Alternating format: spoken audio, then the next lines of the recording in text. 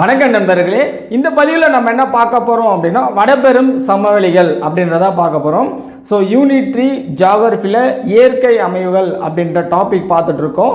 அதில் வடக்கு மலைகள் ஆல்ரெடி கடந்த பதிவில் நம்ம பார்த்துருக்கோம், சரிங்களா? அதனை தொடர்ந்து நம்ம இந்த பதிவில் வடபெரும் சமவெளிகள் பார்க்க போகிறோம், சரிங்களா?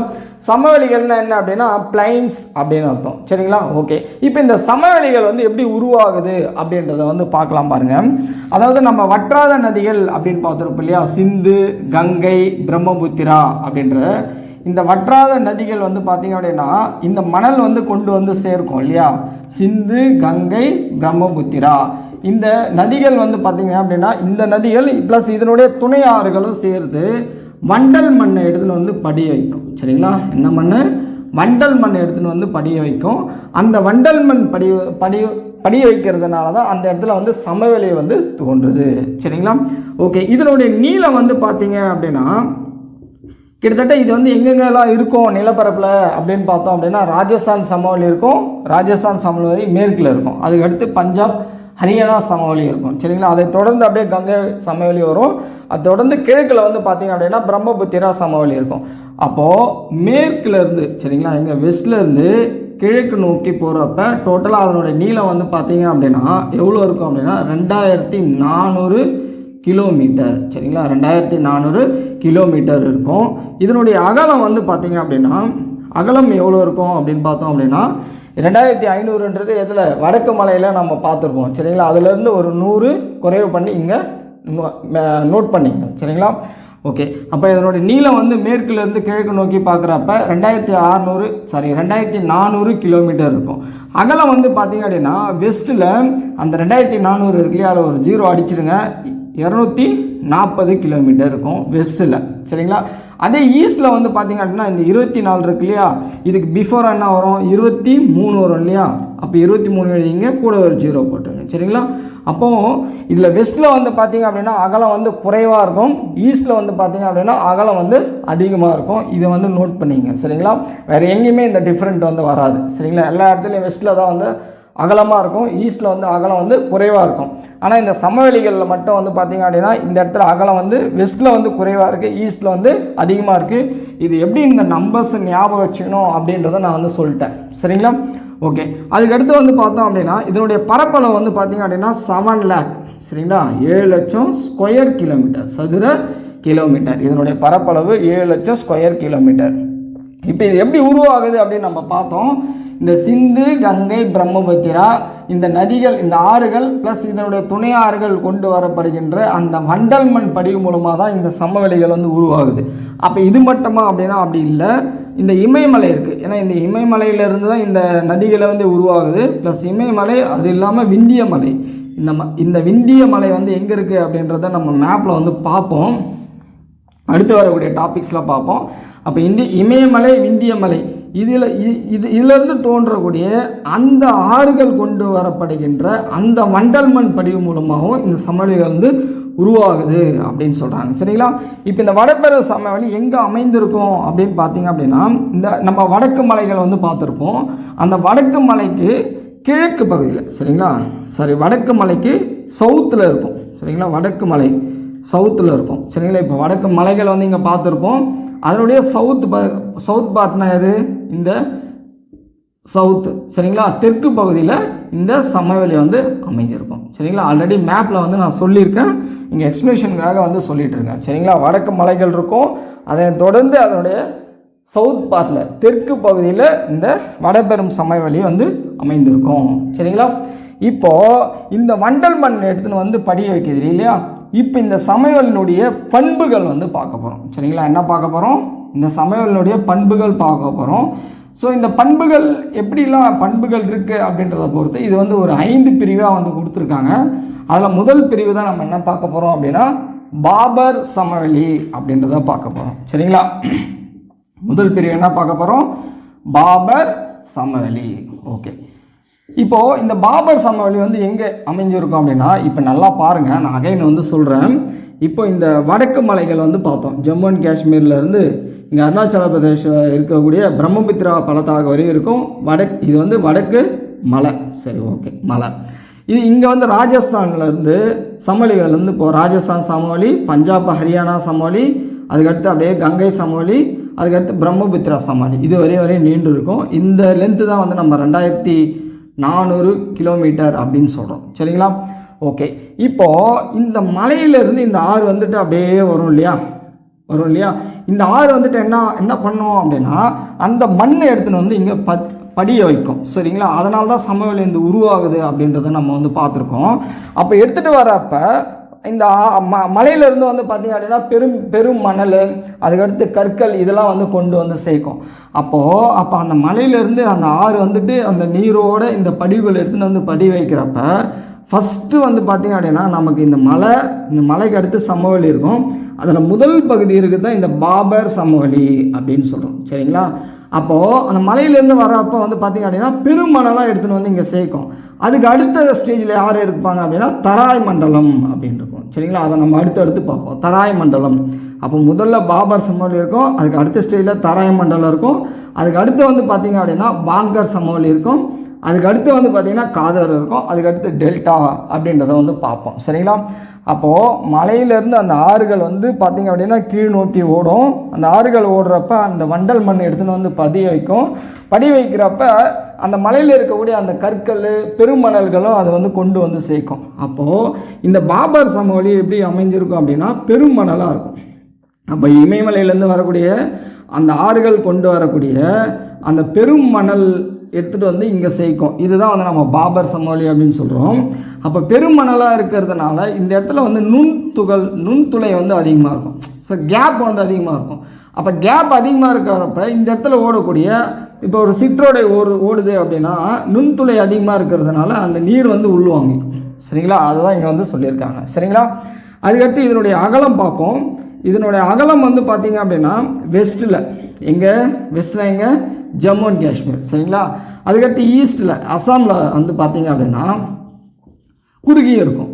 அப்போ ஜம்மு அண்ட் காஷ்மீரில் வெஸ்ட்டில் இதனுடைய அகலம் வந்து அகன்று இருக்கும். அதே வந்து பார்த்திங்க அப்படின்னா ஈஸ்ட் அசாமில் வந்து இதனுடைய அகலம் வந்து குறுகி காணப்படும் அப்படின்னு சொல்கிறாங்க. சரிங்களா? எவ்வளோ கிலோமீட்டர் வந்து பார்த்திங்க அப்படின்னா கிட்டத்தட்ட 8 to 15 கிலோமீட்டர் இந்த வேரியேஷன்ஸில் இருக்கும் அப்படின்றாங்க. சரிங்களா? இது பாபர் சமவெளி. அதுக்கு அடுத்ததாக நம்ம என்ன பார்க்கணும் அப்படின்னா தராய் மண்டலம் பார்க்கணும். சரிங்களா? தராய் மண்டலம். இப்போ இந்த தராய் மண்டலம் வந்து பார்த்திங்க அப்படின்னா ஈரப்பதம் அதிகமாக இருக்கும் அப்படின்னு சொல்லியிருப்பாங்க. சரிங்களா? தராய் மண்டலம் வந்து எப்படி இருக்குமா? ஈரப்பதம் அதிகமாக இருக்கும். இந்த இடத்துலலாம் விவசாயம்லாம் பண்ண முடியாது. ஏன் அப்படின்னா பெருமணல்கள் கற்கள் வந்து இருக்கும். இப்போ இந்த இடம் வந்து பார்த்திங்க அப்படின்னா ஈரப்பதம் அதிகமாக இருக்கும். அதுக்கடுத்து வந்து பார்த்திங்க அப்படின்னா ஈரப்பதம் அதிகமாக இருக்கிறதுனால காடு வந்து வளருவதற்கு ஏற்றவாறு இருக்கும். சரிங்களா? காடு வளர்வதற்கு மரம் செடி கொடிகளை வளர்வதற்கு ஏற்றவாறு இருக்கும். அப்போ இங்கே என்ன பண்ணலாம்? வேளாண்மையம் பண்ணலாமா? ஓகே. அப்போ இந்த இடத்துல வேளாண்மையை வந்து பண்ணலாம். சரிங்களா? அதுக்கடுத்து இந்த வனவிலங்கு இருக்கு இல்லையா, வனவிலங்கு வாழ்வதற்கும் ஏற்றவாறு இருக்கும். ஏன் இங்கே வந்து ஈரப்பதமாக இருக்குது அப்படின்னு பார்த்தோம் அப்படின்னா இந்த இடத்துல கிழக்கில் சரிங்களா ஈஸ்டில் பிரம்மபுத்திரா பள்ளத்தாக்கு இருக்கு இல்லையா, அந்த பிரம்மபுத்திரா பள்ளத்தாக்கில் மழையினுடைய அளவு வந்து பார்த்திங்க அப்படின்னா அதிகமாக இருக்கும். அப்போ அதிகமாக இருக்கிறதுனால ஈரப்பதம் அதிகமாக இருக்குது. அப்போது கிழக்கில் பிரம்மபுத்திரா பள்ளத்தாக்கில் மழையினுடைய அளவு அதிகமாக இருக்கிறதுனால அந்த இடத்துல வந்து பார்த்திங்க அப்படின்னா அகலமாக இருக்கும் அப்படின்னு சொல்கிறாங்க இந்த தாராய் மண்டலம். இது எங்கே இருக்கும் அப்படின்னா இந்த பாபர் சமவெளி நம்ம பார்த்தோம் இல்லையா, பாபர் சமவெளிக்கு சவுத் பார்ட்டில் இருக்கும். சரிங்களா? தென் பகுதியில் அமைந்திருக்கும். சரிங்களா? ஓகே.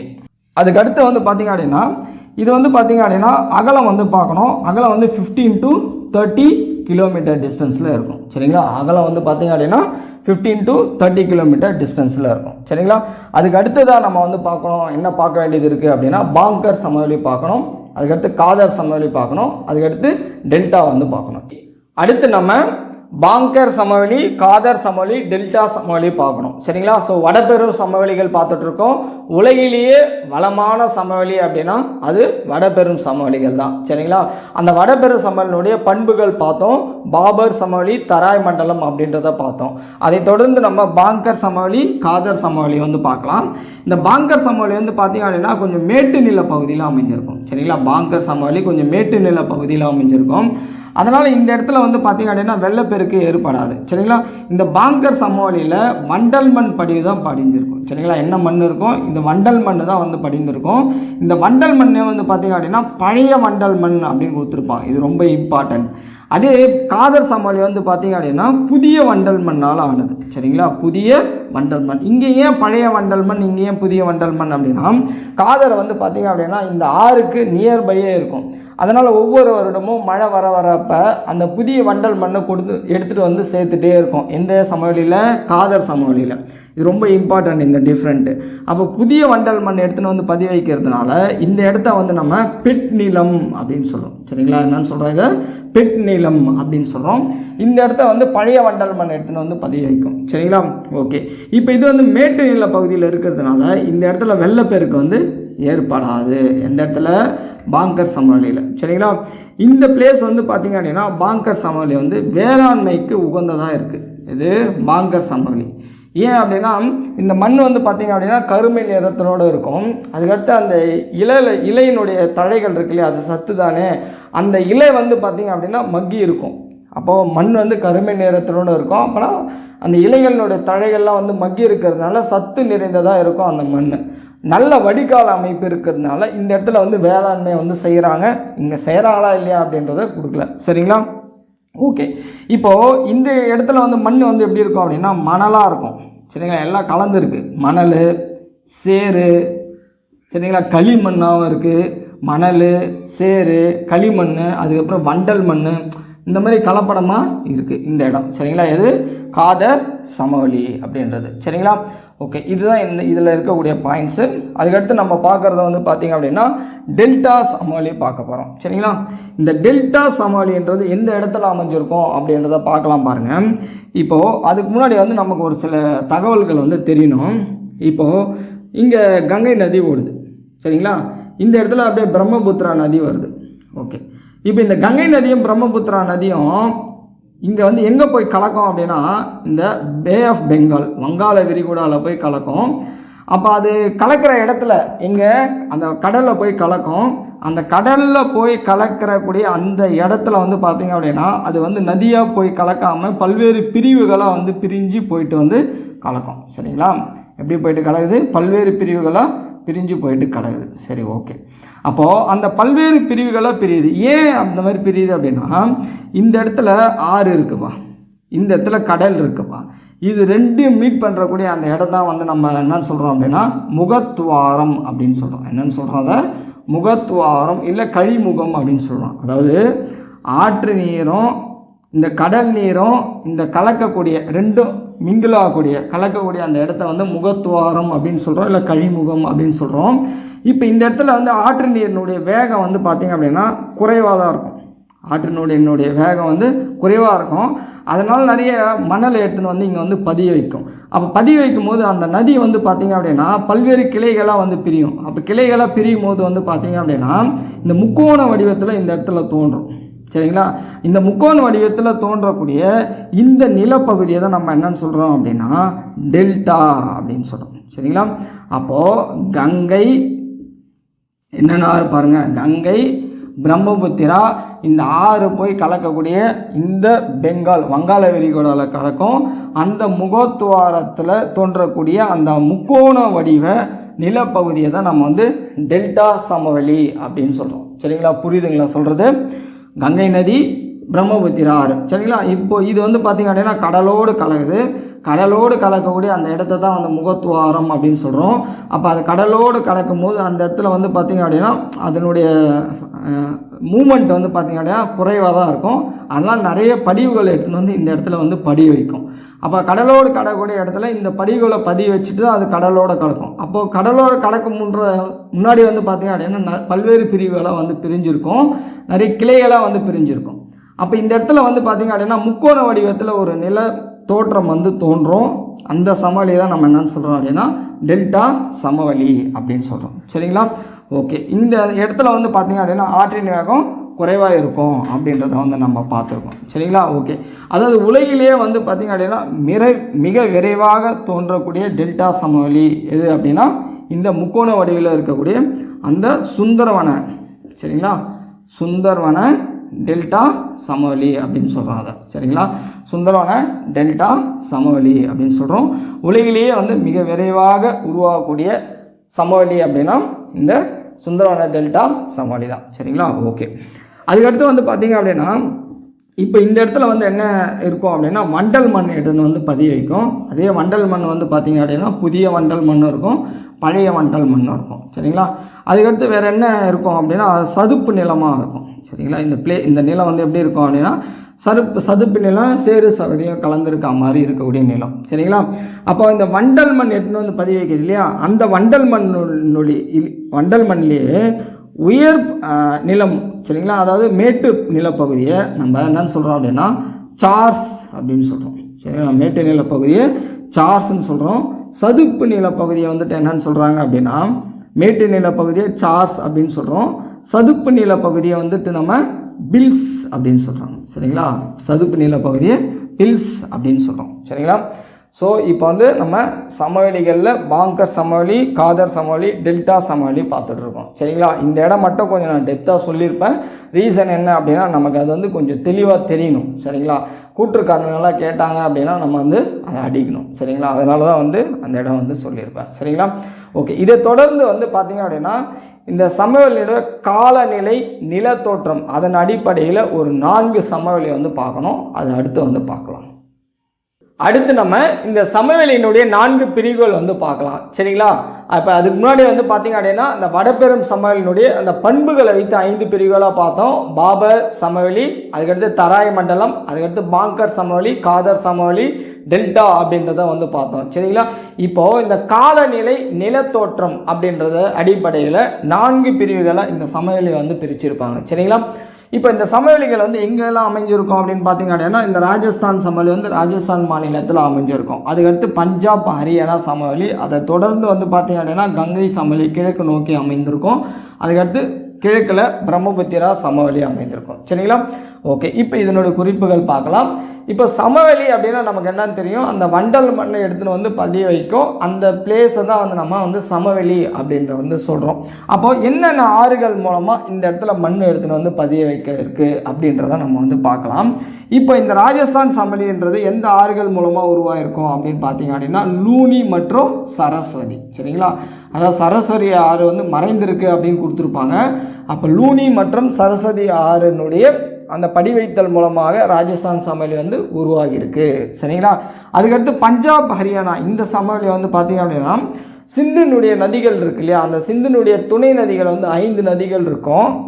அதில் இந்தியாவில் பாயக்கூடிய நதிகள் வந்து பார்த்திங்க அப்படின்னா சட்லெஜ், பியாஸ், ராவி. சரிங்களா, சட்லெஜ், பியாஸ், ராவி. சரிங்களா, அது ஜீலம், சீனாப் அப்படின்னு இன்னும் 2 ஆறுகள் இருக்குது.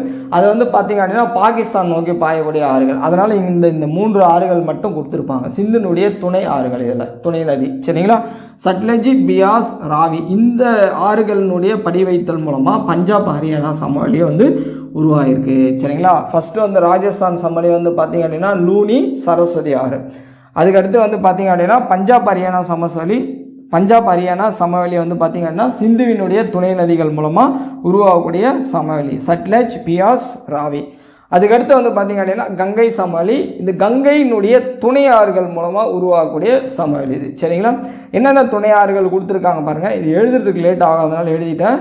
காக்ரா, காண்டக், கோசி, யமுனை, சாம்பல், பெட்வா. இது எப்படி ஞாபகம் வச்சுக்கலாம் அப்படின்னா இந்த காகா அப்படின்றதுல 3 வந்துடும். சரிங்களா, காக்ரா, காண்டக், கோசி 3 வந்துடும். அதுக்கடுத்து யமுனை வந்து தெரியும் நமக்கு, கங்கையினுடைய துணை நதி தான் யமுனையும். சரிங்களா, யமுனை ஆறு கங்கையினுடைய துணை நதி. ஓகே, துணை ஆறு யமுனை, சாம்பல், பெட்வா. அப்போ இந்த ஆறுகள் மூலமாக ஆறுகளினுடைய அந்த வண்டல் மண் படிவு மூலமாக தான் நமக்கு கங்கை சமவெளி வந்து தோன்றியிருக்கு. சரிங்களா, பிரம்மபுத்திரா சமவெளி வந்து பார்த்திங்கன்னா நமக்கு தெரியும். ஓகே, பிரம்மபுத்திரா ஆறு மூலமாக உருவாகக்கூடிய ஒரு தாழ்வு நில சமவெளி அப்படின்னு பார்த்தோம் அப்படின்னா அது பிரம்மபுத்திரா சமவெளி. எங்கே இருக்குது அப்படின்னா கிழக்கு பகுதியில் இருக்குது. சரிங்களா, ஓகே. அதுக்கடுத்து இது எங்கெங்கெல்லாம் அமைஞ்சிருக்கு அப்படின்றத வந்து பார்க்கணும். இப்போ ராஜஸ்தான் சமவெளி வந்து பார்த்திங்க அப்படின்னா எங்கே அமைஞ்சிருக்கும் அப்படின்னா ஆரவல்லி மலைத்தொடர். சரிங்களா. இந்த ஆரவல்லி மலைத்தொடர் எங்கே இருக்கும் அப்படின்னா அந்த ராஜஸ்தான் பகுதியில் தான் அந்த மலைத்தொடர் இருக்கும். அந்த ஆரவல்லி மலைத்தொடருக்கு மேற்கே வந்து அமைந்திருக்கிறது தான் வந்து பார்த்திங்க அப்படின்னா ராஜஸ்தான் சமவெளி. இதனுடைய பரப்பளவு வந்து பார்த்திங்க அப்படின்னா 1.75 lakh ஸ்கொயர் கிலோமீட்டர் அப்படின்னு கொடுத்துருப்பாங்க. சரிங்களா. இது எங்கே அமைஞ்சிருக்கு? பஞ்சாப் ஹரியானா சமவெளி அப்படின்றத பார்த்தோம் அப்படின்னா இது வந்து இந்த நமக்கு இந்த லெஃப்டில் வந்து பார்த்திங்க அப்படின்னா அதாவது மேற்கில், சரிங்களா, மேற்கில் என்ன இருக்கும்? அந்த டெசர்ட் இருக்கும். சரிங்களா. இந்திய பாலைவனம் இருக்கும் இல்லையா, தார் டெசர்ட். அடுத்து வந்து நம்ம பார்ப்போம் அந்த டெசர்ட்டுக்கு வட கிழக்கு நார்த் ஈஸ்ட் பகுதியில் அமைஞ்சிருக்கிறது தான் வந்து பஞ்சாப் ஹரியானா சமவெளி. இதனுடைய பரப்பளவும் சேம் தான் 1.75 lakh ஸ்கொயர் கிலோமீட்டர். சரிங்களா. ஓகே, அப்போ ஆரவல்லி மலைத்தொடருக்கு மேற்கு அமைந்திருக்கிறது ராஜஸ்தான் சமவெளி. அப்போ டெசர்ட் தார் பாலைவனம் இருக்குது. அந்த தார் பாலைவனத்துக்கு வட கிழக்கு பகுதியில் அமைஞ்சிருக்கிறது பஞ்சாப் ஹரியானா சமவெளி. இதனுடைய பரப்பளவு 1.75 லட்சம் ஸ்கொயர் கிலோமீட்டர். சரிங்களா. இந்த கங்கை சமவெளி பார்த்திங்க அப்படின்னா இதனுடைய பரப்பளவு வந்து நமக்கு தெரியணும். இது எங்கே அமைஞ்சிருக்கு அப்படின்னு பிளேஸ் வந்து பார்த்திங்க அப்படின்னா ஓகே இந்த மேற்கில் வந்து பார்த்திங்க அப்படின்னா யமுனா ரிவர் இருக்கு இல்லையா. ஓகே, இந்த மேற்கில் வந்து யமுனா ரிவர் இருக்கும். அந்த யமுனா ரிவர்லேருந்து வந்து பார்த்திங்க அப்படின்னா கிழக்கில் வந்து பார்த்திங்க அப்படின்னா பங்களாதேஷ் இருக்குது. சரிங்களா. அது வரையும் இந்த சமவெளி வந்து அமைந்திருக்கும். சரிங்களா. இதன் பரப்பளவு வந்து பார்த்திங்க அப்படின்னா 3.75 lakh. சரிங்களா. 3.75 lakh. அப்போ இந்தியாவில் இருக்கக்கூடிய மிகப்பெரிய சமவெளி இதுதான், கங்கை சமவெளி தான். சரிங்களா. அப்போ இதனுடைய பரப்பளவு 3.75 lakh வந்து ஸ்கொயர் கிலோமீட்டர். ஓகேவா. ஓகே, இப்போ இதனுடைய பரப்பளவு வந்து பார்த்தோம் அப்படின்னா இது எங்கே அமைஞ்சிருக்கும் அப்படின்னா மேக்ஸிமம் வந்து இது வந்து அசாமில் அமைஞ்சிருக்கும். மேக்ஸிமம் இது எங்கே அமைஞ்சிருக்கு? அசாமில் அமைஞ்சிருக்கு, பிரம்மபுத்திரா சமவெளி. இப்போ இதனுடைய பரப்பளவு வந்து பார்த்திங்க அப்படின்னா 56.275 ஸ்கொயர் கிலோமீட்டர். சரிங்களா.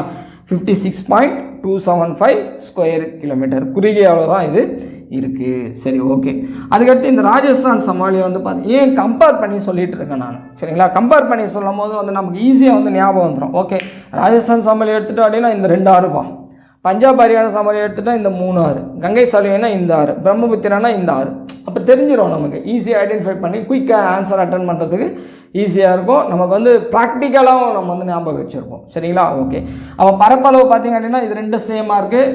இது டிஃப்ரெண்ட்டு, இது வந்து அதிகமாக இருக்குது. சரி, இது வந்து குறைவாக இருக்குது. அப்படி ஞாபகம் வச்சுக்கலாம். சரிங்களா. ஓகே, லொக்கேஷனும் எங்கே இருக்குது அப்படின்றத நான் வந்து சொல்லிட்டு வந்துட்டுருக்கேன். ஓகே, அதுக்கடுத்து வந்து பார்த்திங்க அப்படின்னா இந்த ராஜஸ்தான் சமவெளியில் ஜெய்ப்பூர் இருக்கும். சரிங்களா. இப்போ ஜெய்ப்பூருக்கு நியர்பை வந்து பார்த்திங்க அப்படின்னா சாம்பார் ஏரி இருக்கும். சரிங்களா. இது வந்து பார்த்திங்க அப்படின்னா உப்பு ஏரி தான். இது சாம்பார் ஏரி அப்படின்னு சொல்லலாம். அப்படி இல்லை அப்படின்னா புரஸ்கர் ஏரி அப்படின்னு சொல்லலாம். சரிங்களா. சாம்பார் ஏரி அப்படின்னா புரஸ்கர் ஏரி அப்படின்னு சொல்லலாம். உப்பு ஏரி தான் அது வந்து அமைஞ்சிருக்கும். சரிங்களா. அதுக்கடுத்து வந்து பார்த்திங்க அப்படின்னா இந்த பஞ்சாப் ஹரியானா சமவெளி. சரிங்களா. அதுக்கடுத்து என்ன பார்க்குறோம்? பஞ்சாப் ஹரியானா சமவெளி வந்து பார்த்திங்க அப்படின்னா இது வந்து நீர்பிரி மேடாக இருக்கும் அப்படின்னு சொல்கிறாங்க. சரிங்களா. நீர்பிரி மேடாக இருக்கும். அப்படின்னா என்ன அப்படின்னா இந்த சிந்து நதி இருக்கு இல்லையா, சிந்து நதியும் கங்கை நதியும் பிரிக்கின்ற ஒரு சமவெளியாக இருக்குது. அதனால தான் இதை வந்து நீர்பிரி மேடு சமவெளி அப்படின்னு வந்து சொல்கிறாங்க. சரிங்களா. அது மட்டும் இல்லாமல் இதை வந்து கங்கை யமுனை சமவெளி, யமுனை சட்லஜ் சமவெளி அப்படின்னு சொல்லுவாங்க. இதை பஞ்சாப் ஹரியானா சமவெளியில். இது வந்து நம்ம கங்கை சமவெளியில் வந்து பார்த்தோம் அப்படின்னா இந்தியாவில் இருக்கக்கூடிய ஒரு மிகப்பெரிய சமவெளி. இதில் ஈஸ்ட்லேருந்து சவுத் ஈஸ்ட். அப்போ சவுத் ஈஸ்ட்னா எப்படி வரும்? அப்போ ஈஸ்ட் இந்த சைடு, ஈஸ்ட்லேருந்து சவுத் ஈஸ்ட் நோக்கி வரப்போ இது வந்து எப்படி இருக்கும் அப்படின்னா ஒரு சரிவாக வந்து இருக்கும் அப்படின்னு கொடுத்துருப்பாங்க. சரிங்களா. ஓகே, அதுக்கடுத்து வந்து பார்த்திங்க அப்படின்னா பிரம்மபுத்திரா சமவெளியில் வேறு என்ன பார்க்கணும் அப்படின்னா இந்த பிரம்மபுத்திரா வந்து பார்த்திங்க அப்படின்னா சமவெளி சதுப்பு நிலை. சரிங்களா. சதுப்பு நில காடுகளாக அமைஞ்சிருக்கும். அதுக்கடுத்து வந்து பார்த்திங்க அப்படின்னா வண்டல் விசிறிகளாக இருக்கும் அப்படின்னு கொடுத்துருப்பாங்க. இந்த வார்த்தை வந்து பார்த்துங்க. சரிங்களா. பிரம்மபுத்திரா சமவெளி சதுப்பு நில காடுகளாக அமைஞ்சிருக்கும், வண்டல் விசிறிகளாக அமைந்திருக்கும் அப்படின்னு சொல்லியிருக்காங்க. சரிங்களா. அவ்வளோதான். நம்ம இப்போது இந்த சமவெளியில் இருக்கக்கூடிய பாயிண்ட்ஸு இவ்வளோ தான். இதுக்கு தொடர்ந்து வந்து பார்த்திங்க அப்படின்னா நம்ம பாலைவனம் இருக்கும். ஏன் அப்படின்னா இங்கே பார்க்குறப்பவே அந்த பாலைவனத்தோடு நம்ம சேர்த்து வந்து பார்க்கலாம். சரிங்களா. அடுத்து பாலைவனம் பார்க்கலாம். அடுத்து நம்ம பாலைவனம் அப்படின்றத பார்க்க போகிறோம். சரிங்களா? ஓகே. இந்தியாவிலே வந்து மிகப்பெரிய பாலைவனம் பார்த்தோம் அப்படின்னா தார் பாலைவனம், தார் டெசர்ட் அப்படின்னு சொல்லுவாங்க. சரிங்களா? இந்தியாவிலே மிகப்பெரிய பாலைவனம். அதே இது வந்து வேர்ல்டு லெவலில் வந்து பார்த்திங்க அப்படின்னா 17வது பெரிய பாலைவனம். சரிங்களா? 17th பிளேஸில் இருக்குது. சரிங்களா? இந்தியாவிலே மிகப்பெரிய பாலைவனம் தார். அதே வேர்ல்டு லெவலில் பார்த்தோம் அப்படின்னா 17வது இடத்துல இருக்குது நம்ம தார் பாலைவனம். சரிங்களா? இது எங்கே அமைஞ்சிருக்கும் அப்படின்னா நார்த் வெஸ்ட்டு. சரிங்களா? அதாவது வடமேற்கு பகுதியில் அமைஞ்சிருக்கு. அதாவது ஆரவல்லி இந்தியாவில் வந்து பார்த்திங்க அப்படின்னா வடமேற்கு பகுதியில் அமைஞ்சிருக்கு. சரிங்களா? ஒவ்வொரு பாயிண்ட்டாக சொல்கிறேன். சரிங்களா? ஆரவல்லி மலைத்தொடருக்கு மேற்கு பகுதியில் அமைஞ்சிருக்கு. சரிங்களா? ஆரவல்லி மலைத்தொடருக்கு மேற்கு பகுதியில் அமைஞ்சிருக்கு. இந்தியாவில் வந்து பார்த்திங்க அப்படின்னா வடமேற்கு பகுதியில் அமைஞ்சிருக்கு. சரிங்களா?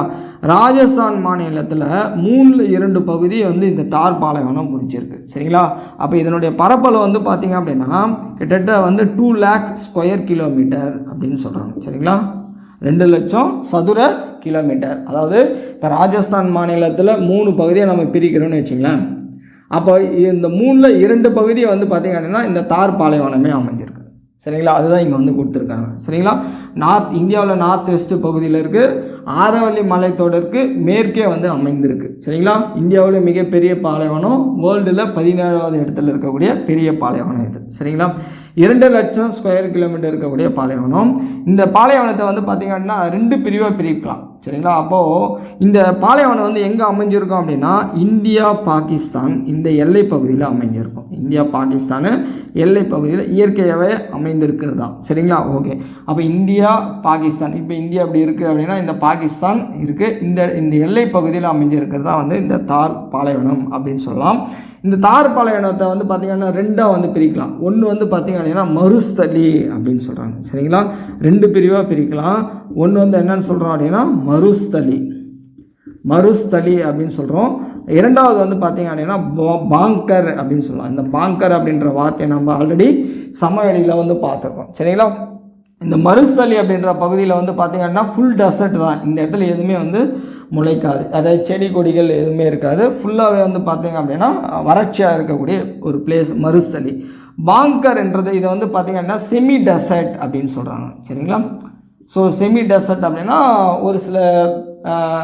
ஒரு சில பிளான்ட்ஸ்லாம் வளரக்கூடிய அந்த பகுதியாக இருக்கும். சரிங்களா? கொஞ்சம் வறட்சியாக இருக்கும், வறட்சி இல்லாமலும் இருக்கும். சரிங்களா? அந்த இடைநிலையில் இருக்கும். அதனால் இது வந்து பாங்கர் மருஸ்தலி அப்படின்னு 2 பகுதிகளாக வந்து பிரிச்சிருக்காங்க. சரிங்களா? அடுத்து வந்து பார்த்திங்க அப்படின்னா இதில் உப்பு ஏரி வந்து நிறைய இருக்கும். சரிங்களா? இதில் வந்து பார்த்திங்கன்னா ஏரிகள், அதாவது உப்பு ஏரிகள் வந்து நிறைய இருக்கும். அந்த உப்பு ஏரிகளுக்கு வந்து நேம் என்னன்னு சொல்கிறாங்க அப்படின்னா தான்ஸ். சரிங்களா? அப்படின்னு சொல்கிறாங்க. சரிங்களா? அதுக்கடுத்து மணல் திட்டுகள் வந்து அமைஞ்சிருக்கும். சரிங்களா?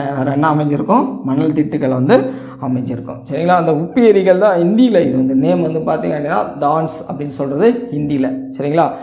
ஓகே.